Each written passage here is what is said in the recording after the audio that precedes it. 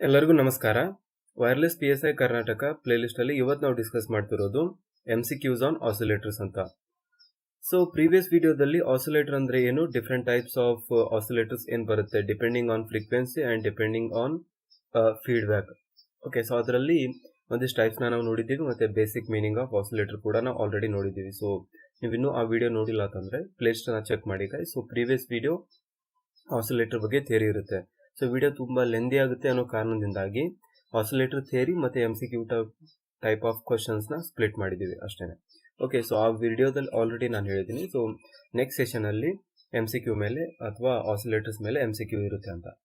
Okay, so I hope ನೀವೆಲ್ಲರೂ ಆ ವಿಡಿಯೋನ ನೋಡಿದ್ದೀರಾ. ಮತ್ತೆ ಈ ವಿಡಿಯೋ ಇವಾಗ ಜಸ್ಟ್ ನೋಡೋಣ ಏನಿದೆ MCQs ಇದ್ರ ಮೇಲೆ, ಯಾವ ಟೈಪ್ ಆಫ್ ಕ್ವಶನ್ಸ್ ಬರುತ್ತೆ ಅಂತ. ಓಕೆ, ವಿದೌಟ್ MCQ ನಮಗೆ ಎಕ್ಸಾಮ್ ಅಲ್ಲಿ ಹೆಲ್ಪ್ ಆಗೋದಿಲ್ಲ ಜಾಸ್ತಿ, ಏನಕ್ಕಂದ್ರೆ ಯಾವ ತರಹಂತ ಕ್ವಶನ್ಸ್ ಬರುತ್ತೆ ಅಂತ ಗೊತ್ತಾದ್ಮೇಲೆ ತಾನೇ ನಾವು ಕರೆಕ್ಟಾಗಿ ಆನ್ಸರ್ ಮಾಡೋಕೆ ಸಾಧ್ಯ. ಸೊ ಅದಕ್ಕೆ MCQs ನ ಡಿಸ್ಕಸ್ ಮಾಡೋದು ತುಂಬಾನೇ ಇಂಪಾರ್ಟೆಂಟ್ ಇರುತ್ತೆ in case of competitive exams. So as there will be only MCQ type of questions which are asked. Okay, so I think okay, let me just open this one again. All right, yeah, so I will just okay, so from beginning. All right, so first question guys, what is oscillator? So for first and foremost question ನಮ್ಮ mind ಅಲ್ಲಿ ಬರೋದು, ಆಮೇಲೆ basic ಆಗಿ wireless PSI ಕರ್ನಾಟಕದಲ್ಲಿ ತುಂಬಾನೇ basic questions ಕೇಳ್ತಾರೆ, ಏನಕ್ಕಂದ್ರೆ ಎಲ್ಲರಿಗೂ electronics back ground ಇರಲ್ಲ. ಸೊ ಅದಕ್ಕೆ ನಿಮ್ಮಿಂದ ಎಕ್ಸ್ಪೆಕ್ಟ್ ಮಾಡೋದು, ಅಭ್ಯರ್ಥಿಗಳಿಂದ ಎಕ್ಸ್ಪೆಕ್ಟ್ ಮಾಡೋದು ಒಂದು ಬೇಸಿಕ್ ಆಸಿಲೇಟರ್ ಅಂದ್ರೆ ಏನು. ನಿಮ್ಗೆ ಆಸಿಲೇಟರ್ ಕನ್ಸ್ಟ್ರಕ್ಷನ್ ಕೇಳಲ್ಲ, ಆಸಿಲೇಟರ್ ವರ್ಕಿಂಗ್ ಕೇಳಲ್ಲ, ಆಸಿಲೇಟರ್ ಡೆರಿವೇಶನ್ ಕೇಳಲ್ಲ ಅವರು. ಓಕೆ, ಆಸಿಲೇಟರ್ ಅಂದ್ರೆ ಏನು ಅಂತ ಗೊತ್ತಿರ್ಬೇಕು ನಿಮಗೆ. ಒಂದು ಕಾಂಪೋನೆಂಟ್ ಇದೆ ಅಂದ್ರೆ ಅದೇನಿದೆ ಅಂತ ಗೊತ್ತಿರ್ಬೇಕು, ಇಷ್ಟೇನೆ. All right, so the one which creates oscillations or waves, first option. Then second one, the one which converts AC to DC. So ನೋಡಿ, AC to DC ಇದೆ. The one which fluctuates the power, and the last one is none of the above ಅಂತ. So ಇದರಲ್ಲಿ ಸರಿಯಾದಂತ answer option A, the one which creates oscillations or waves. ಈ answer ತಪ್ಪಾಗಿದೆ guys. ನೀವು ಅನ್ಬೋದು AC to DC ಇಲ್ಲ, AC to DC ಇನ್ನೊಂದು veil ನಾವು ಇದನ್ನೇ ಹೇಳಿದ್ರೆ ಆಸಿಲೇಷನ್ಸ್ ಹೇಗೆ ಕನ್ವರ್ಟ್ ಮಾಡುತ್ತೆ ಅಂದ್ರೆ DC to AC ಮಾಡುತ್ತೆ. ಇದು ಒಂಥರ ಇದನ್ನ ಇನ್ವರ್ಟರ್ ಅಂತ ಹೇಳ್ಬೋದು, ಏನಕ್ಕಂದ್ರೆ ನಾವು ಕೊಡೋ ಪವರ್ ಅನ್ನ ಯೂಸ್ ಮಾಡಿಬಿಟ್ಟು ಇದು ವೇವ್ಸ್ ಅನ್ನ ಕ್ರಿಯೇಟ್ ಮಾಡ್ತಿದೆ. ಸೊ ಯಾವ ತರ ಆಗ್ತಿದೆ ಇಲ್ಲಿ, ನಾವು ಪವರ್ ನ ಫೀಡ್ ಮಾಡ್ತಿದೀವಿ, ಒಂದು ಕಾನ್ಸ್ಟೆಂಟ್ ಪವರ್ ಇರುತ್ತೆ, 5 ವೋಲ್ಟ್ ಕೊಡ್ತಿದ್ದೀರಾ ಅಂತ ಅನ್ಕೊಳ್ಳಿ. ಹೊರಗಡೆ ಏನ್ ಬರ್ತಿದೆ, ಔಟ್ಪುಟ್ ವೇವ್ಸ್ ಬರ್ತಾ ಇದೆ, ಸೈನ್, ಕೊಸೈನ್, ಯಾವ್ದಾವ್ದೋ ವೇವ್ಸ್ ಬರುತ್ತೆ, ಸೌಟೂತ್ ಬರುತ್ತೆ, ಟ್ರಯಾಂಗ್ಯುಲರ್ ಬರುತ್ತೆ, ಸ್ಕ್ವೇರ್ ಬರುತ್ತೆ. So depending on the design, ನೀವು ಹೇಗೆ ಡಿಸೈನ್ ಮಾಡ್ತಿರೋ ಅದ್ರ ಮೇಲೆ ವೇವ್ಸ್ ಹೊರಗಡೆ ಬರುತ್ತೆ. ಸೊ ಈ ವೇವ್ಸ್ ಅನ್ನು ನಾವು ಕ್ಯಾರಿಯರ್ ಆಗಿ ಯೂಸ್ ಮಾಡ್ತೀವಿ. ಸೊ ಇದೆಲ್ಲವೂ ಗೊತ್ತಿರುವಂತ ಸಂಗತಿ, ಆಲ್ರೆಡಿ ಡಿಸ್ಕಸ್ ಮಾಡಿದೀವಿ. ಸೊ ಇದೇನಾಯ್ತು ಇವಾಗ, ಇದು DC ಸಿಗ್ನಲ್ ಬರ್ತಾ ಇದೆ, ಇದು AC ಕನ್ವರ್ಟ್ ಆಗ್ತಾ ಇದೆ. ಸೊ ಹಾಗೆ ನಾವು ಮ್ಯಾಪಿಂಗ್ ಮಾಡ್ಕೋಬಹುದು. ಆಕ್ಚುಲ್ ಆಗಿ DC ಸಿಗ್ನಲ್ ಏನ್ ಬರ್ತಿರಲ್ಲ, ಇದ್ರಲ್ಲಿ ಪವರ್ ಬರ್ತಾ ಇದೆ, ಈ ಕಡೆಯಿಂದ ಪವರ್ ಸಪ್ಲೈ ಡ್ರಾ ಮಾಡಿಬಿಟ್ಟು ಅದು ವೇವ್ಸ್ ನ ಕ್ರಿಯೇಟ್ ಮಾಡ್ತಿದೆ. ಸೊ ಅದರಿಂದ ಇದನ್ನ ಅನಾಲಜಿ ಹೇಗೆ ಮಾಡ್ತಾರೆ, DC ಇಂದ AC ಇದು ಕನ್ವರ್ಟ್ ಮಾಡ್ತಾ ಇದೆ ಅಂತ ಹೇಳ್ತಾರೆ, ಆಯ್ತಾ. ಸೊ ಆಕ್ಚುಲ್ ಆಗಿ ಅದು DC ಇಂದ AC ಕನ್ವರ್ಟ್ ಮಾಡ್ತಿರಲ್ಲ. Okay, so that's about the first problem. Then will move to the second one. Okay, so see what is this. In an LC transistor oscillator the active devices. So ನಿಮ್ಗೆ ನಾನು transistor ಬಗ್ಗೆ ತುಂಬಾನೇ discuss ಮಾಡಿದೀವಿ, ಮತ್ತೆ oscillator ಕೂಡ discuss ಮಾಡಿದೀವಿ. So LC ಅಂತಂದ್ರೆ inductor ಮತ್ತು ಕೆಪಾಸಿಟರ್ ಯೂಸ್ ಮಾಡಿಬಿಟ್ಟು ಅದ್ರ ಜೊತೆ ಇನ್ನೊಂದು ಕಾಂಬಿನೇಷನ್ ಅಲ್ಲಿ ಟ್ರಾನ್ಸಿಸ್ಟರ್ ಇರುತ್ತೆ. ಸೊ ಆ ತರನಾದಂತ ಆಸಿಲೇಟರ್ ಅನ್ನ ಈ ಡಿಸೈನ್ ಮಾಡಿರ್ತೀರ, ಅದರಲ್ಲಿ ಆಕ್ಟಿವ್ ಡಿವೈಸ್ ಯಾವುದಿದೆ ಅಂತ ಕೇಳ್ತಿದ್ದಾರೆ. ಸೊ ನೀವು ನೋಡ್ಬೋದು, ಇವಾಗ ನಮ್ಮ ಹತ್ರ ಡಿವೈಸ್ ಏನೇನಿದೆ, ಇಂಡಕ್ಟರ್ ಇದೆ, ಕೆಪಾಸಿಟರ್ ಇದೆ, ಮತ್ತೆ ಟ್ರಾನ್ಸಿಸ್ಟರ್ ಇದೆ. ಸೊ ಇದು ಮೂರರಲ್ಲಿ ನೀವು ಆಕ್ಟಿವ್ ಡಿವೈಸಸ್ ಮತ್ತೆ ಪ್ಯಾಸಿವ್ ಡಿವೈಸಸ್ ಅಂತ ನಾನು ಆಲ್ರೆಡಿ ಡಿಸ್ಕಸ್ ಮಾಡಿದ್ದೀನಿ. ಸೊ ಇದರಲ್ಲಿ ನೀವು ಆ ವಿಡಿಯೋನ ಕರೆಕ್ಟಾಗಿ ನೋಡಿದ್ರೆ, ಸೊ ಇದು ನೀವು ಆನ್ಸರ್ ನೀವೇ ಮಾಡ್ಬೇಕಾಯ್ತಾ. ಸೊ ಅದಕ್ಕೆ ಈ ಕ್ವಶನ್ ನ ವಿವರ್ಸ್ಗೆ ಬಿಡ್ತಾ ಇದ್ದೀನಿ. ಸೊ ಇದು ತುಂಬಾನೇ ಈಸಿ ಆಗಿರೋದು, ಮತ್ತೆ ಆಲ್ಮೋಸ್ಟ್ ಎಲ್ಲರಿಗೂ ಗೊತ್ತಿರ್ಬೇಕು, ಏನಕ್ಕಂದ್ರೆ ನೀವು ವಿಡಿಯೋಸ್ ಫಾಲೋ ಮಾಡ್ತಿದ್ರೆ ನಿಮ್ಗೆ ಆಲ್ರೆಡಿ ಆನ್ಸರ್ ಗೊತ್ತಿರುತ್ತೆ. ಸೊ ಆನ್ಸರ್ನ ಕಮೆಂಟ್ ಅಲ್ಲಿ ಹಾಕಿ. ಸೊ ಇಂಡಕ್ಟರ್, ಕೆಪಾಸಿಟರ್ ಮತ್ತು ಟ್ರಾನ್ಸಿಸ್ಟರ್ ಈ ಮೂರುಗಳಲ್ಲಿ ಆಕ್ಟಿವ್ ಎಲಿಮೆಂಟ್ ಯಾವುದಿದೆಯೋ ಅದೇ ಇದರಲ್ಲಿ ಆಸಿಲೇಟರ್ ಆಕ್ಟಿವ್ ಡಿವೈಸ್ ಆಗಿರುತ್ತೆ. So please guys do comment this answer. Okay, so next third one ನೋಡೋಣ. In an LC oscillator the frequency of oscillator is dash of L or C ಅಂತ. So ಒಂದು LC oscillator ಇದೆ ಅಂತ ಅನ್ಕೊಳ್ಳಿ. ಹೇಗಿರುತ್ತೆ LC oscillator, ಸ್ವಲ್ಪ ನಿಮ್ಗೆ rough idea ಇರಲಿ. ಒಂದು ಇಂಡಕ್ಟರ್ ಇರುತ್ತೆ ಈ ತರ, ಅದ್ರ ಜೊತೆ ಪ್ಯಾರಲಲ್ ಅಲ್ಲಿ ಕೆಪಾಸಿಟರ್ ನ ಕನೆಕ್ಟ್ ಮಾಡಿರ್ತಾರೆ. ಸೊ ಇದೇ ಇದನ್ನೇ ಗೈಸ್ ಆಸಿಲೇಟರ್ ಅಂತ ಕರೆಯೋದು, ಅಥವಾ ಇದನ್ನ ಸ್ಪೆಸಿಫಿಕ್ ಆಗಿ ನಾವು ಹೇಳಿದ್ರೆ ಟ್ಯಾಂಕ್ ಸರ್ಕ್ಯೂಟ್ ಅಂತ ಕರಿತೀವಿ ಆಯ್ತಾ. ಸೊ ಇದಕ್ಕೆ ಈ ಕಡೆ ಟ್ರಾನ್ಸಿಸ್ಟರ್ ಕನೆಕ್ಟ್ ಇರುತ್ತೆ. So different types of biasing, bypass capacitor, input capacitor, output capacitor, voltage divider circuit ಇದೆಲ್ಲವೂ ಕನೆಕ್ಟ್ ಆಗಿರುತ್ತೆ ಟ್ರಾನ್ಸಿಸ್ಟರ್ಗೆ. ಅವಾಗ ಮಾತ್ರ ಇದರಿಂದ ಆಸಿಲೇಷನ್ ಪ್ರೊಡ್ಯೂಸ್ ಮಾಡೋಕ್ಕೆ ಸಾಧ್ಯ. ಓಕೆ, ಸೊ ನಮ್ಗೆ ಏನಿದೆ ಕ್ವಶನ್ಸ್ ಇದರಲ್ಲಿ, in an L C oscillator the frequency of oscillator is dash of L or C. ಅಂದ್ರೆ frequency of oscillator output frequency F naught ಏನಿರುತ್ತೆ 1 divided by 2 pi square root of L C ಅಂತ ಇರುತ್ತೆ. Okay, ಈ formula output ಫ್ರೀಕ್ವೆನ್ಸಿಗೆ. So already ಇದನ್ನು ಕೂಡ ನಾವು ನೋಡಿದ್ದೀವಿ. ಸೊ ಆಪ್ಷನ್ಸ್ ಅಲ್ಲಿ ಏನು ಕೊಟ್ಟಿದ್ದಾರೆ ನೋಡಿ, inversely proportional to square root of, okay, so square root of L and C ಅಂತ ಇದೆ ಇಲ್ಲಿ. Okay, L and C independent of the values of L and C. So L and C miss ಆಗಿದೆ guys. Directly proportional to L and C and proportional to square of L and C ಅಂತ ಕೊಟ್ಟಿದ್ದಾರೆ. So ಇದು F ನಾಟ್ಗೆ ಇದ್ರ ಮೇಲ್ಗಡೆನೆ ಇಲ್ಲೇ ಒಂದ್ ಜಾಗದಲ್ಲಿ ಇದ್ರೆ directly proportional ಅಂತ ಕರಿತೀವಿ. 1/, ತಂದ್ರಿದ್ರೆ ಇನ್ವರ್ಸ್ಲಿ ಪ್ರೊಪೋರ್ಷನಲ್. ಸೊ ಇದು ಹೇಗಿದೆ, inversely proportional to square root of L and C. So ಇದು 1 ಡಿವೈಡೆಡ್ ಬೈ ಕೆಳಗಡೆ ಇದೆ ಮತ್ತೆ ಸ್ಕ್ವೇರ್ ರೂಟ್ ಒಳಗಡೆ ಇದೆ. ಸೊ ಅದಕ್ಕೆ ಆಪ್ಷನ್ ಎ ಸರಿಯಾಗುತ್ತಲ್ವಾ, inversely proportional to square root of L and C. So ಈ ಫಾರ್ಮುಲಾನು ಕೂಡ ಈ ಕ್ವಶನ್ ಜೊತೆ ನೀವು ನೆನ್ಪಿಟ್ಕೋಬೇಕು ಗೈಸ್. ಸೊ ಅವಾಗ ಮತ್ತೆ ಬೇರೆ ಏನಾದರೂ ಕ್ವಶನ್ಸ್ ಕೇಳಬಹುದು ಅದರಲ್ಲಿ. Okay, so that's about third problem. I hope you understood this one. All right, so fourth one ನೋಡೋಣ.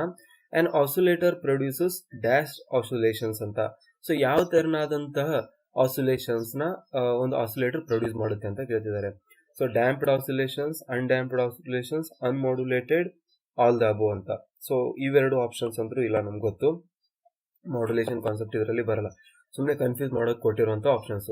ಸೊ ಇವಾಗ ನಿಮಗೆ ಡ್ಯಾಂಪ್ಡ್ ಮತ್ತೆ ಅನ್ಡ್ಯಾಂಪ್ಡ್ ಮಧ್ಯೆ ಡಿಫ್ರೆನ್ಸ್ ಗೊತ್ತಿರಬೇಕು, ಅವಾಗ ಮಾತ್ರ ಈ ಕ್ವಶನ್ ನ ಆಕ್ಚುಲಿ ಆನ್ಸರ್ ಮಾಡಬಹುದು. ಓಕೆ, ಸೊ ಡ್ಯಾಂಪ್ಡ್ ಏನಿರುತ್ತೆ, ಅನ್ಡ್ಯಾಂಪ್ಡ್ ಏನಿರುತ್ತೆ. ಸೊ ಫಸ್ಟ್ ನಾನು ಅನ್ಡ್ಯಾಂಪ್ಡ್ ಅಂದ್ರೆ ಹೇಳ್ತೀನಿ ನೋಡಿ. ಓಕೆ, ಸೊ ಈ ತರ ಎಕ್ಸ್ ಮತ್ತೆ ವೈ ಆಕ್ಸಿಸ್ ಇದೆ ಅಂತ ಅನ್ಕೊಳ್ಳಿ. ಸೊ ಇಲ್ಲಿವರೆಗೆ ನಿಮ್ದು ಒಂದು ಆಂಪ್ಲಿಟ್ಯೂಡ್ ಲಿಮಿಟ್ ಇದೆ. ಓಕೆ, ಸೊ ಸೈನ್ ವೇವ್ ಇಲ್ಲಿಂದ ಸ್ಟಾರ್ಟ್ ಆಗುತ್ತಾ, ಸೊ ಈ ತರ ಬರುತ್ತೆ. ಇದು ಸೈನ್ ವೇವ್ ಈ ತರ ನಾವು ಡ್ರಾ ಮಾಡ್ತೀವಿ, ರೈಟ್? ಓಕೆ, ಸೊ ಇದಾಯ್ತು ಡ್ಯಾಂಪ್ಡ್ ಆಸಿಲೇಷನ್ಸ್. ಡ್ಯಾಂಪ್ಡ್ ಆಸಿಲೇಷನ್ ಅಂದ್ರೆ ಆಂಪ್ಲಿಟ್ಯೂಡ್ ಅಲ್ಲಿ ಚೇಂಜ್ ಆಗಲ್ಲ ಗೈಸ್, ಆಂಪ್ಲಿಟ್ಯೂಡ್ ಸೇಮ್ ಉಳಿಯುತ್ತೆ. ಬಟ್ ಅನ್ಡ್ಯಾಂಪ್ಡ್ ಆಸಿಲೇಷನ್ ಅಂದ್ರೆ ಹೇಗಿರುತ್ತೆ ನೋಡಿ. ಸೊ ನೀವು ಈ ತರ ಕ್ಲಿಯರ್ ಆಗಿ ಡಿಫ್ರೆನ್ಸ್ ನ ನೋಡಿದಾಗ ತುಂಬಾನೇ ಈಸಿ ಆಗುತ್ತೆ ನೆನ್ಪಿಟ್ಕೊಳ್ಳೋಕೆ, ಆಯ್ತಾ? ಸೊ ಅದಕ್ಕೆ ಈ ತರ ಡಯಾಗ್ರಾಮ್ಸ್ ಅಲ್ಲಿ ಹೇಳ್ತಿರೋದು. ಓಕೆ, ಸ್ವಲ್ಪ ಟೈಮ್ ಕನ್ಸ್ಯೂಮ್ ಆಗ್ಬೋದು, but don't worry, it will give you the results. Okay, undamped oscillations ಅಂದ್ರೆ ಈ ತರ ಇರುತ್ತೆ.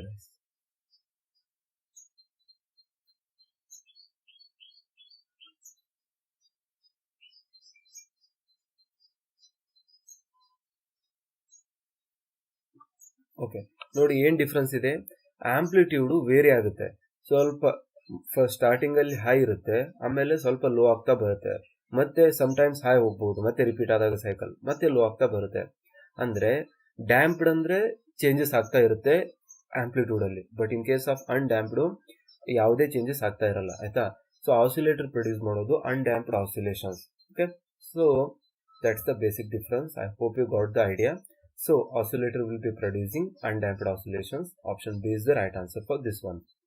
Alright, so fifth question we will see now. Yeah, what type of feedback is employed in oscillator? So this is a straightforward question guys, we have to remember this one. So positive feedback, negative feedback, both positive and negative feedback, and none of the above. So oscillator uses always positive feedback, remember this one. Alright, so that's the answer. Then sixth one, an LC oscillator cannot be used to produce dash frequencies. So ಇದರಲ್ಲಿ ಬರುತ್ತೆ guys, L C oscillator ಅಂತ ಬರುತ್ತೆ, R C ಅಂತ ಬರುತ್ತೆ. So ನೋಡಿ, L C ಅಂತ ಒಂದು combination, R C ಅಂತ ಇನ್ನೊಂದು combination, okay, R L C ಅಂತ ಕೂಡ ಬರುತ್ತೆ. ಓಕೆ, ಆಮೇಲೆ crystal oscillator, Hartley oscillator, Colpitts oscillator, so ತುಂಬಾ ಆಸಿಲೇಟರ್ಸ್ ಬರುತ್ತೆ. ಬಟ್ ಇದರಲ್ಲೇ ಇಂಪಾರ್ಟೆಂಟ್ ಆಗಿ ಯೂಸ್ ಆಗೋದು ಎಲ್ ಸಿ.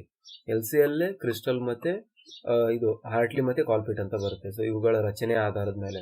ಸೊ ಅದಷ್ಟು ವರಿ ಮಾಡೋ ಅವಶ್ಯಕತೆ ಇಲ್ಲ, ನಮಗೆ ಸದ್ಯಕ್ಕೆ ಬೇಕಾಗಿರೋದು an L C oscillator cannot be use to produce dash frequencies. Cannot be ಅನ್ನೋದು ತುಂಬಾನೇ ಇಂಪಾರ್ಟೆಂಟ್ ಗೈಸ್. ಯಾವ ಫ್ರೀಕ್ವೆನ್ಸಿನ ಎಲ್ ಸಿ ಆಸಿಲೇಟರ್ ಯೂಸ್ ಮಾಡಿಬಿಟ್ಟು ಪ್ರೊಡ್ಯೂಸ್ ಮಾಡೋಕ್ಕಾಗಲ್ಲ ಅಂತ ಕೇಳ್ತಿದ್ದಾರೆ. ಸೊ ಅದು ವೆರಿ ಲೋ ಫ್ರೀಕ್ವೆನ್ಸೀಸ್. ಏನಕ್ಕಂದ್ರೆ ಎಲ್ ಸಿ ಯೂಸ್ ಮಾಡಿದ್ರೆ ಬರೋದು ಹೈ ಫ್ರೀಕ್ವೆನ್ಸೀಸ್ ಬರುತ್ತೆ. ಸೊ ಅದಕ್ಕೆ ಲೋ ಫ್ರೀಕ್ವೆನ್ಸೀಸ್ನ ಎಲ್ ಸಿ ಇಂದ ಪಡೆಯೋಕೆ ಸಾಧ್ಯ ಇಲ್ಲ. ಸೊ ಕೆನಾಟ್ ಅಂತ ಬರೆದಿದ್ದಾರೆ. ಸೊ ತುಂಬಾನೇ ಗಮನದಲ್ಲಿಟ್ಟು ಕ್ವಶನ್ ಓದಬೇಕು. Okay, so 7th question, the commonly used oscillator in radio receivers is. So this is also straightforward question. Radio receivers ಅಲ್ಲಿ ಯೂಸ್ ಆಗುವಂತಹ ಆಸಿಲೇಟರ್ ಯಾವುದು ಅಂತ ಕೇಳ್ತಿದ್ದಾರೆ. So Hartley oscillator, Colpitts oscillator, both Hartley and Colpitts oscillator and then none of the above ಅಂತ. So ಇದರಲ್ಲಿ ಸರಿಯಾದಂತ ಉತ್ತರ Hartley oscillator. So Hartley oscillator will be used in radio receivers. Okay, so 8th question, in a phase shift oscillator the frequency determining elements are. Okay, so the phase shift oscillator ಅಂದ್ರೆ ಇದನ್ನ RF oscillator ಅಂತ ಕೂಡ ನಾವು ಕರಿತೀವಿ. Okay, so ಇದರಲ್ಲಿ phase shift oscillator ಅಲ್ಲಿ frequency determining component ಅಂತಂದ್ರೆ tank circuit ಇರುತ್ತಲ್ಲ, ಈ ಟ್ಯಾಂಕ್ ಸರ್ಕ್ಯೂಟ್ ಅಲ್ಲಿ ಎರಡು ಎಲಿಮೆಂಟ್ ನ ಯೂಸ್ ಮಾಡಿರ್ತೀವಿ. ಸೊ ಆ ಎರಡು ಎಲಿಮೆಂಟ್ ಯಾವುದು ಅಂತ ಕೇಳ್ತಿದ್ದಾರೆ. ಇವುಗಳ ಮೇಲೆನೆ ಫೇಸ್ ಶಿಫ್ಟ್ ಡಿಪೆಂಡ್ ಆಗಿರುತ್ತೆ. ಸೊ ಈ ಟ್ಯಾಂಕ್ ಸರ್ಕ್ಯೂಟ್ ಅಲ್ಲಿ ಇರೋ ಈ ಎರಡು ಎಲಿಮೆಂಟ್ ನೀವು ಐಡೆಂಟಿಫೈ ಮಾಡಬೇಕು. ಸೊ ಎಲ್ ಸಿ ಇರುತ್ತಾ, ಆರ್ ಎಲ್ ಸಿ ಇರುತ್ತಾ, ಇದಂತೂ ಇರೋಕೆ ಸಾಧ್ಯ ಇಲ್ಲ. ಎರಡು ಎಲಿಮೆಂಟ್ ಅಂತಿದ್ದಾರೆ, 3 ಇದೆ. ಸೊ ಇದು ಹಾಕಿದ್ರೆ ಮೂರ್ಖತನ ಆಗುತ್ತೆ. ಸೊ ಇದರಲ್ಲಿರೋದು ಆರ್ ಮತ್ತೆ ಸಿ ಗೈಸ್. ರೆಸಿಸ್ಟರ್ ಮತ್ತೆ ಕೆಪಾಸಿಟರ್ ನ ಯೂಸ್ ಮಾಡಿಬಿಟ್ಟು ಫೇಸ್ ಶಿಫ್ಟ್ ಆಸಿಲೇಟರ್ ನ ಕ್ರಿಯೇಟ್ ಮಾಡ್ತಾರೆ. So option C will be the right answer for this one. Alright, so a Wien bridge oscillator uses dash feedback. So ಇದೊಂದು special type of oscillator ಇರುತ್ತೆ guys. 4 component ನ use ಮಾಡಿಬಿಟ್ಟು bridge ತರ ಮಾಡಿರ್ತಾರೆ. ಈ ತರ ಇರುತ್ತೆ ಇದ್ರ ಸ್ಟ್ರಕ್ಚರ್. ಡೈಮಂಡ್ ಇರುತ್ತಲ್ಲ, ಈ ತರ ಇರುತ್ತೆ ಡೈಮಂಡ್ ಶೇಪ್ ಅಲ್ಲಿ. ಸೊ ಈ ತರನಾದಂತ ಆಸಿಲೇಟರ್ ಅಲ್ಲಿ ಯಾವ ತರನಾದಂತ ಫೀಡ್ಬ್ಯಾಕ್ ನ ಯೂಸ್ ಮಾಡ್ತಾರೆ ಅಂತ ಕೇಳ್ತಿದ್ದಾರೆ. So first one positive and negative feedback, second one positive feedback, third one negative feedback and none of these ಅಂತ. ಸೊ ಇದಕ್ಕೆ ಸರಿಯಾದಂತ ಉತ್ತರ option A, that is positive and negative feedback. So ಎರಡು ತರನಾದಂತ ಫೀಡ್ಬ್ಯಾಕ್ ನ ಇದರಲ್ಲಿ ಯೂಸ್ ಮಾಡ್ತಾರೆ. Okay, so then 10th one, the piezo electric effect in crystal is dash ಅಂತ. ಸೊ ಈ ಎಫೆಕ್ಟ್ ಇದೆ ಅಲ್ಲ, ಇದು ಯಾವುದರಿಂದ, ಇದ್ರದ್ದು ಅಂದ್ರೆ ಇದ್ರ ಮೀನಿಂಗ್ ಏನು ಅಂತ ಕೇಳ್ತಿದ್ದಾರೆ. So piezo electric effect. Okay, so first one, a voltage developed because of mechanical stress, a change in frequency because of temperature, a change in resistance because of temperature. So ಇದು crystal oscillator ಇರುತ್ತಲ್ಲ, ಅದರಲ್ಲಿ ತುಂಬಾನೇ use ಆಗುವಂತ ಒಂದು mechanism ಇದೆ. ಅದಕ್ಕೆ ಇದನ್ನ important ಆಗಿ ನೋಟ್ ಮಾಡ್ಕೊಳ್ಳಿ. ಸೊ ಇದಕ್ಕೆ ಸರಿಯಾದಂತ ಉತ್ತರ guys first one, that is a voltage developed because of mechanical stress. Mechanical stress ನ ಅಪ್ಲೈ ಮಾಡೋದ್ರಿಂದ ವೋಲ್ಟೇಜ್ ಡೆವಲಪ್ ಆಗುತ್ತೆ ಕ್ರಿಸ್ಟಲ್ ಆಸಿಲೇಟರ್ ಅಲ್ಲಿ. ಸೊ ಆ ಒಂದು ಎಫೆಕ್ಟ್ ನ, ಆ ಒಂದು ಮೆಕ್ಯಾನಿಸಮ್ ನ ಪೈಜೋ ಎಲೆಕ್ಟ್ರಿಕ್ ಎಫೆಕ್ಟ್ ಅಂತ ಕರೀತಾರೆ. All right, so 11th one, if the crystal frequency changes with temperature, we say that crystal has dash temperature coefficient. Okay, so ಏನಿದ್ರ ಮೀನಿಂಗು, ಟೆಂಪರೇಚರ್ ಚೇಂಜ್ ಆದ ಹಾಗೆ ಕ್ರಿಸ್ಟಲ್ ಕೋಎಫಿಷಿಯಂಟ್ ಸಿ ಅಂತ ಅನ್ಕೊಳ್ಳಿ. So temperature increase ಆಗಿದ್ರೆ ನಮ್ crystal coefficient C ಕೂಡ increase ಆಗ್ತಿದೆ.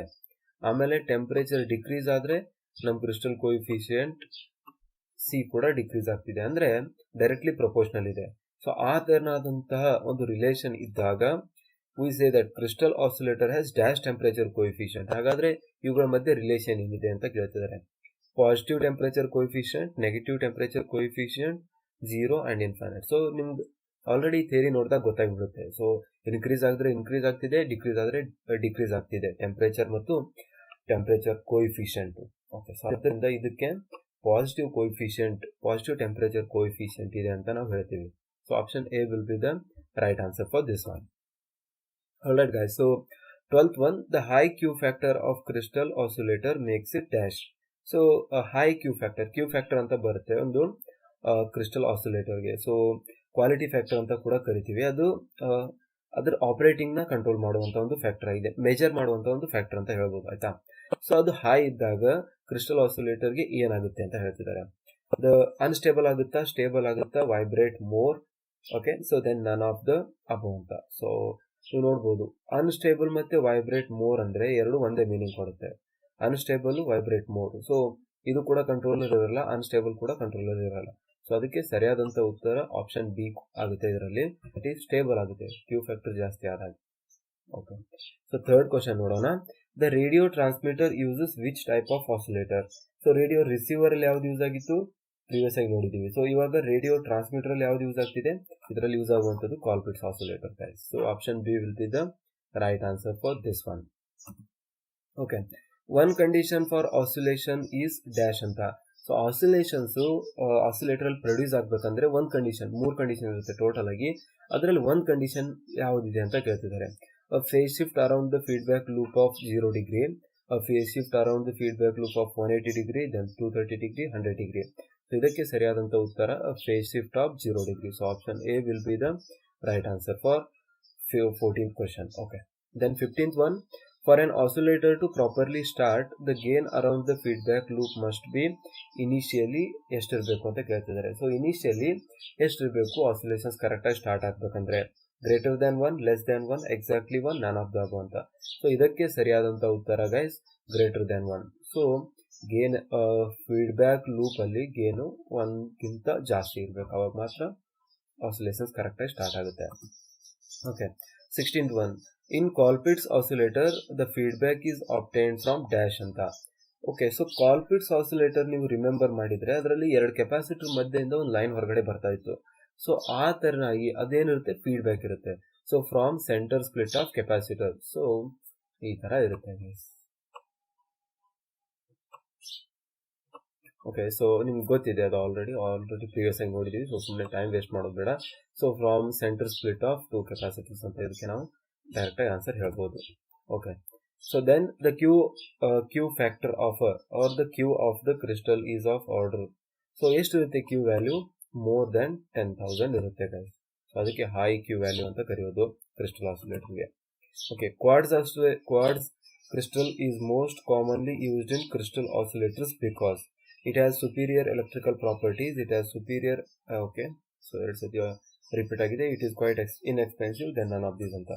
So idakke sariyadanta uttara it has a superior electrical properties, adikke adanna crystal oscillators alli use ಮಾಡ್ತೀವಿ quartz na.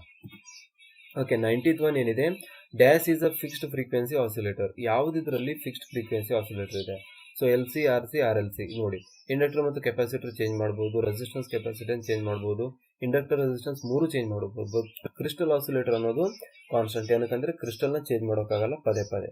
ಸೊ ಅದಕ್ಕೆ option D will be the right answer. ಎಷ್ಟು common sense answer that one. Okay, so 20th one, an important limitation of a crystal oscillator is dash ಅಂತ. So it has high Q, less availability of quartz crystal, and its high output and its low output. So ಇದಕ್ಕೆ answer viewers ಕೊಡಬೇಕು. So ಇದು ವ್ಯೂವರ್ಸ್ಗೆ ಬಿಟ್ಟಿರೋದು. So ಇದನ್ನ comment ಅಲ್ಲಿ ಹಾಕಿ, ಮತ್ತೆ correct ಆಗಿರೋ ಆನ್ಸರ್ನ ನಾವು pin ಮಾಡ್ತೀವಿ. ಮತ್ತೆ ಅದಕ್ಕೆ ಕರೆಕ್ಟ್ ಆಗಿರೋ ಆನ್ಸರ್ ಯಾರು ಫೈಂಡ್ ಔಟ್ ಮಾಡ್ಲಿಕ್ಕೆ ಆಗಲಿಲ್ಲ ಅಂದ್ರೆ ಕಮೆಂಟ್ ಮಾಡಿ, ನಾವು ಕೊಡ್ತೀವಿ ಇದಕ್ಕೆ answer. Okay, so that's about today's session, MCQs on oscillators. So I hope you liked this video and found this useful. So if you found this channel useful, please guys subscribe to the channel, because we will be uploading these type of interesting videos daily. Okay, so thank you guys, thanks for your time. See you in the next one. Namaste.